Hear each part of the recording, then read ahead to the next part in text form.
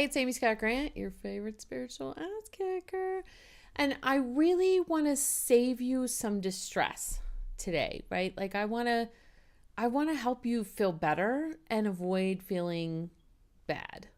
So, if you can help it, right? I know, lessons, blah blah. Sometimes it's sort of necessary, but this one question that I'm going to teach you today can help you eliminate a ton of like unnecessary distress. All right. So that's what I want to help you out with today. So, but I want to kind of frame this a little bit first. So I got a question actually just today. My notes are right here. So if you see me like, what is she looking at? I'm looking at my notes. So I don't forget to tell you anything. Just today, someone asked me on YouTube, is being an empath the same thing as being an intuitive? And I thought, wow, what a really good question. And so I had to like think about it and check in a little bit. And what I got is no. Even though they're similar and related and there is a lot of crossover, they are not the same thing. So what is an empath? It's a person that can feel what other people are feeling. However, what's interesting is there's a whole lot of empaths walking around right now that don't even know that they're empaths, much less connected to their intuition. Like, forget all of that. They just know they don't feel good, or maybe they don't even know. But if they're around crowds or toxic people or people who are really upset or sad or angry, they know that that drains them and makes them feel kind of bad. And they may even have physical illnesses that they don't even realize are being caused by this, like the fact that they're picking up on other people's stuff. So an empath can feel what other people can feel. And so if you want to check in, if you want to know if you're an empath, you could just, pick up your favorite pendulum. You could see I'm still partial to this like nautical paisley one. Well, it feels nautical to me because it has knots. So, and a Buddha. Doesn't Buddha feel nautical to you? When he's navy blue matched with red. Yeah, he does. I'm sorry. Okay, so yeah, you could just pull out your pendulum and you can ask, is it, all things considered, is it true and accurate that I am an empath? Right? And you could see it swinging yes for me, of course, because duh, I am. So not all empaths are in touch with their intuition. They don't even realize that they're picking up other people's crap as they go along. So, and then what's an intuitive? The definition of intuitive? Well, it's a person that is connected and has like connected with divine energy and has this awareness or this knowledge that other people might perceive as ESP or being psychic or women's intuition, or there's all kinds of like words and things that we call it, right? But really it's like knowing things and not necessarily having like a brain knowledge awareness of how we know it or why we know it. It's not like we learned it and that's how we know it. We just know it. So again, if you want to check, am I intuitive? You could just pick up your pendulum, ask all things considered, is it true and accurate that I am intuitive? And that's how you could check for yourself. So it's definitely possible. Yeah, absolutely. To be an empath and intuitive. I mean, I am, right? But it's also possible to be an empath that is not in touch with her intuition. And it's possible to be intuitive and not be an empath. Okay. Because you could certainly know things and have awareness and have, this, beyond brain knowledge, understanding or knowing and not feel what other people feel. So there definitely is a distinction between empath and intuition. And this is very related to the conversation that we're having today about how to avoid unnecessary distress. So I'm just looking at my notes all day. Oh, wow. While I'm looking at my notes, please let me take a moment to thank our lovely friend Gannon. Thank you, Gannon, for being a supporter here on Patreon at the Spiritual Ass Kicker level. Gannon helps keep the lights on, keep the internet on, and keep these videos going. So we really, really appreciate your support. All right. And now back to our regularly scheduled programming. So yeah, how to check in. We covered that, blah, blah, blah. Okay, now, I don't even want to say frequently because this could happen from time to time, but if you get upset for no reason, like you can't point to what made you upset, or you can't like link it to something logical, there's a very good chance that you're an empath, okay? Because it probably doesn't even belong to you, whatever is making you upset. And that's the question we're going to ask. So this one question, you can ask it 2 different ways, whatever you feel more comfortable with. But the one question is, when you notice that you're upset, you can ask, is this mine? Or you can ask, does this belong to me? Does this upset belong to me? So I want to kind of, give you some examples, some real world examples, so you can see how this works like in real life, right? So, and then I'll tell you like what to do based on whether you get yes or whether you get no, right? So some of you know my daughter, my middle child, Sydney, and she is, oh my God, huge, an empath. In human design, she's a projector, right? And so now I didn't think check in, are all projectors empaths? I don't know, I'll have to check on that. Probably, I'm going to go with probably so. But because projectors, if you know anything about human design, and if you don't, go over to askingmeanything.com/human design and get your human design done, because it's freaking awesome and you need to know this stuff. It's like unbelievably helpful. Like when I had my human design done with Buri, I was like, why the hell didn't I have this done 20 years ago? Oh, because it didn't exist 20 years ago. Well, why didn't I have it done 5 years ago? Because I didn't know about it. Well, I'm telling you about it today. So now you know about it. Let's go get it done. Buri gives my people a good deal. So that's why I want you to go through my link. So, and he sometimes does some for like people that I'm working with, like my sister, he comped one for my sister, whatever. So yeah, like I get benefit if you buy through my link. So I appreciate that. But anyway, she is a projector, which means that she is like extremely open. She has an extremely open design. And that means that she's really susceptible to other people's very strong feelings and stuff. So just a quick example with her is that actually in her human design, she was born with no fear, right? So she can go up and perform. She's like a little bit shy in real life until she gets to know you and warms up to you a little bit. So she definitely does not like talk to strangers and people she just met, whatever. It takes her a little while to warm up. So she's a little shy at first, but she is freaking fearless on stage.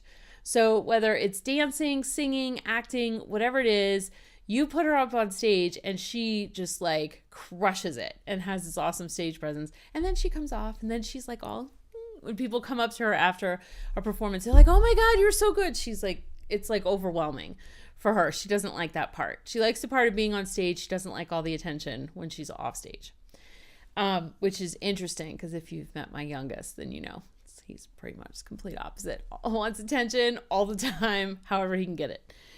But anyway, she has no fear. And so I told her once, I sat down with her once, and because she was telling me once before she went on stage for a dance, she said, I don't know what happened. Like I got kind of nervous. And I said, was anybody crying backstage? Because that happens a lot at these dance competitions and whatever.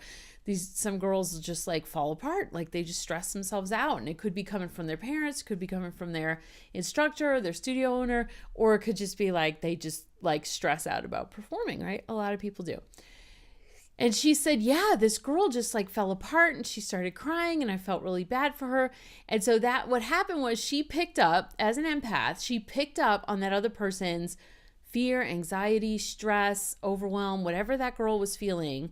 And she carried it with her onto stage. And so I taught her, I said, look, you were born without fear. It's like in your human design, it's part of who you are. It's in your DNA that you had no fear when you were born. No one else in my family has that, by the way, in case you were thinking she got that from me. No, she definitely didn't get that from me. I'm overcoming fears on a daily basis, people, daily. And sometimes not, because I'm human too, right? So just like Gannon, she's human too. We love her. So yeah, I told her, I said, look, if people are like stressed out backstage or whatever, just know like that's totally fine for them to stress out, but you don't have to pick that up. That does not belong to you. It's not yours. You were born without fear and you rock the stage. Like you just go up there and perform. You love performing. So you just do that. And she was like, okay. And it like never happened again.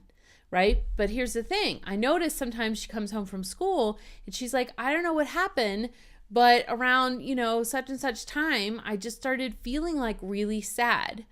And so I'm teaching her to ask this question, the same thing that I'm asking you. And holy crap, imagine if you had known this at 11, right? It might have made a big difference in some of your relationships, your careers, you'd have less of like an emotional roller coaster if you had known this when you were 11. But who cares? I'm telling you today. So you could take this knowledge today, move forward with it, and be empowered for the rest of your life.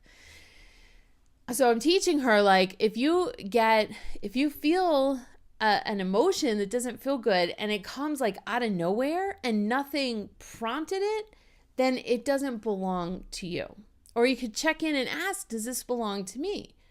For her, I know it doesn't belong to her because she's like this little love muffin of happiness and light and just radiant energy. So, as opposed to some people are just moody. That's actually might be in your human design that you're just moody. And isn't it better to know so you could just own it and be like, hey, this is like who I am. I'm moody. So I'm just going to be okay with being poopy today and not like beat myself up about that or try and make myself happy if I'm not happy. I'm just going to be with the fact that this is how I'm feeling today. And what's interesting, as soon as you accept that and own it, you give it the space to shift, right? But that's another conversation for another day. But that's not who she is. She's not like that. She doesn't have emotions sort of like, come on, out of nowhere. It doesn't happen that way for her. So she knows if one does show up, she's learning to ask, does this even belong to me? And if not, to just like let it go. Like you don't have to hold on to that if it doesn't belong to you. Okay, so if you get upset out of the blue, I don't mean like somebody cut you off in traffic and you got pissed off and 20 minutes later you're still pissed off. That is probably triggering some issue for you. I mean like nothing happened and you're pissed off or irritated, agitated, sad, depressed, disappointed, angry. Like there's a lot of different sort of a range of negative emotions that you could pick up from other people.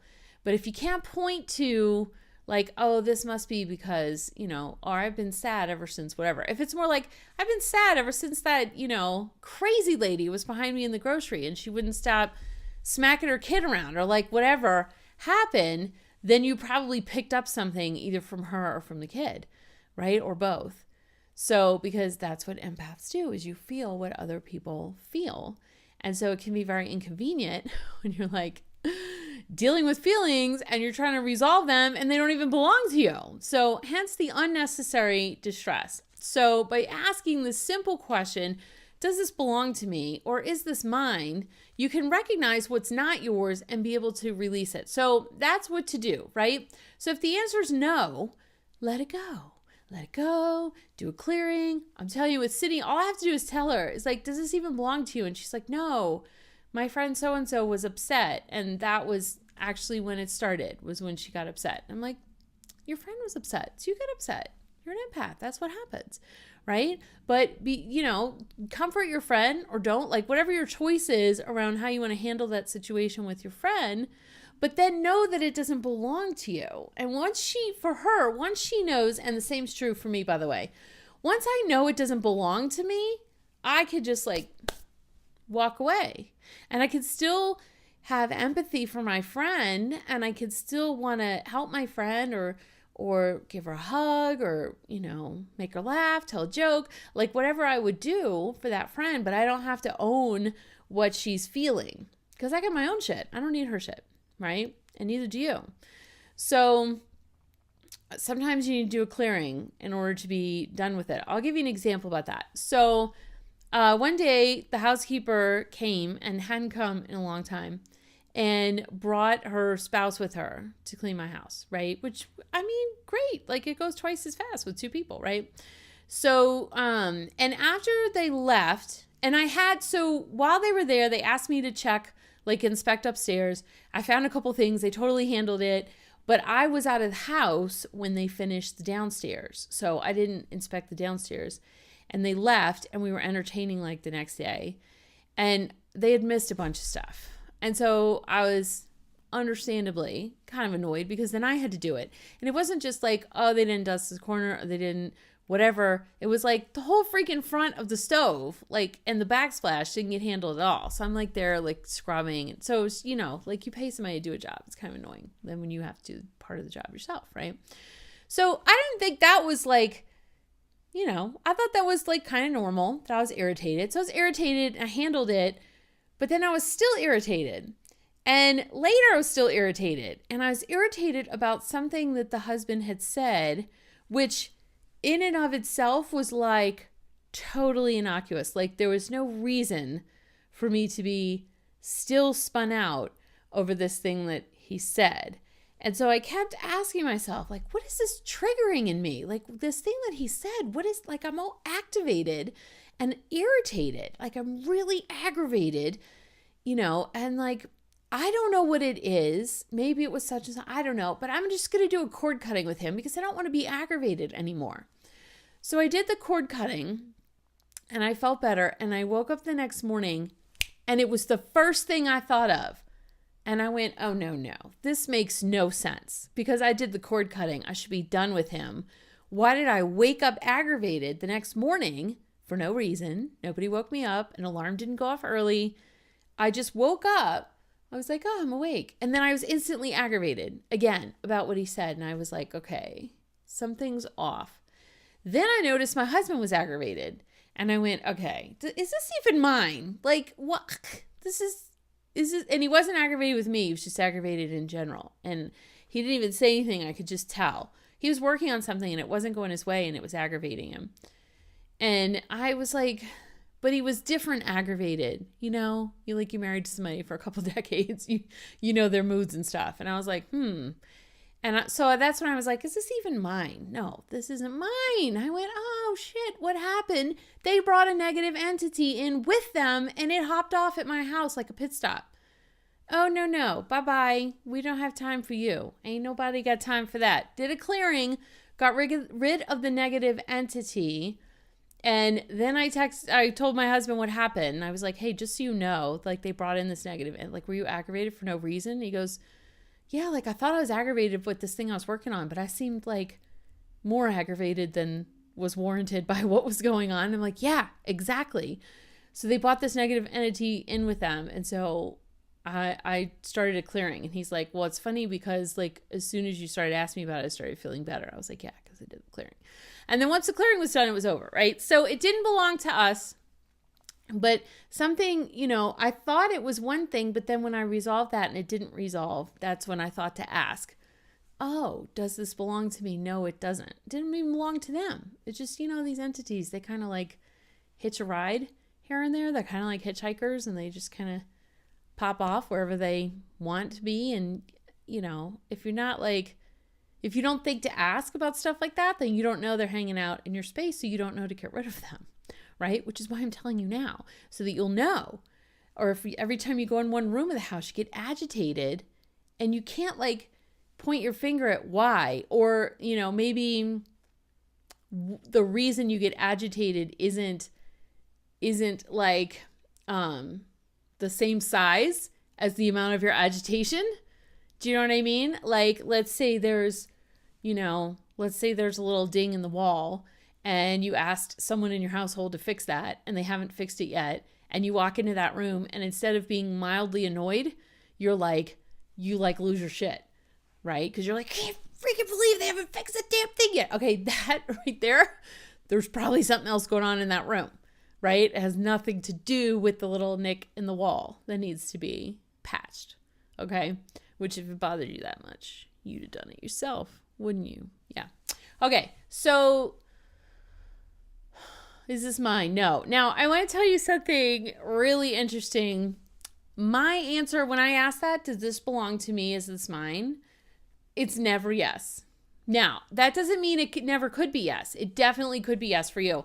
But the reason it's never yes for me is because I know when it's my shit. Do you know what I mean? Because something happened. Like I got annoyed and then I could look at why did I get so annoyed when that happened? And I'll usually have a quick answer like, oh, because it reminded me of this thing my dad used to do and I got triggered by that. Or, oh, because it made me feel disempowered and I'm mad at myself really because I didn't say something instead of just, walking away or like however I handled it. Like I can find the source of why I'm irritated and then I can deal with that.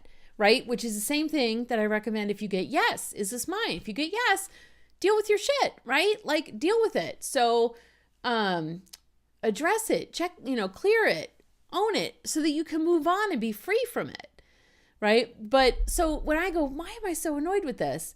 And I get a quick answer, I know it's mine because I got the answer. I'm like, oh, because I have this belief that says blah, blah, blah. Or because this thing happened to me in my childhood, which now makes me sensitive to X, Y, Z. Or part of my human design is that I have no tolerance for meanness. And so I got activated because I saw this person being mean to this person. And I went all mama bear, right, on the situation. So I never get yes when I ask, is this mine? Because it's, for me, I've already sat with it and said, why is this annoying me? And nothing's coming up, or nothing that is, on par with the level of my aggravation or anger or whatever it is. So that's when I go, I can't figure out why I'm upset. Is this even mine? No, it's not. So you might get yes. And I mean, you don't have to do it like I do it. Like, you could ask any time. You could take any emotion that's hanging out that's like icky and ask, does this even belong to me? And if not, clear that crap. And if you live with somebody negative, there's a very good chance, if you're an empath and you live with somebody negative, there's a very good chance that you're hanging on to a lot of crap that doesn't even belong to you. Okay? It's crap that the person you're living with is leaving in the space, and you're sopping it all up because that's what empaths do. Well, that's what they do if they're not conscious and careful. Okay? So if you get no, let it go. Do a clearing. Be done with it. Walk away. And don't carry it around with you anymore. If you get yes, look at it, address it, own it, clear it so that you can, so that you can be free from it and move on. All right. So that is how to avoid unnecessary distress. I know this was a little long. I know, because I was yakking about Sydney, who I adore. And you guys adore too, those who've met her. You're like, she's so cute. I know, she's so sweet. She's so lovey. So, yeah, that's pretty much it. I would love to hear, if you try this out, I'd love to hear how it goes and what your experience is. All right. And so post a comment, let me know, and we'll see you in the next video.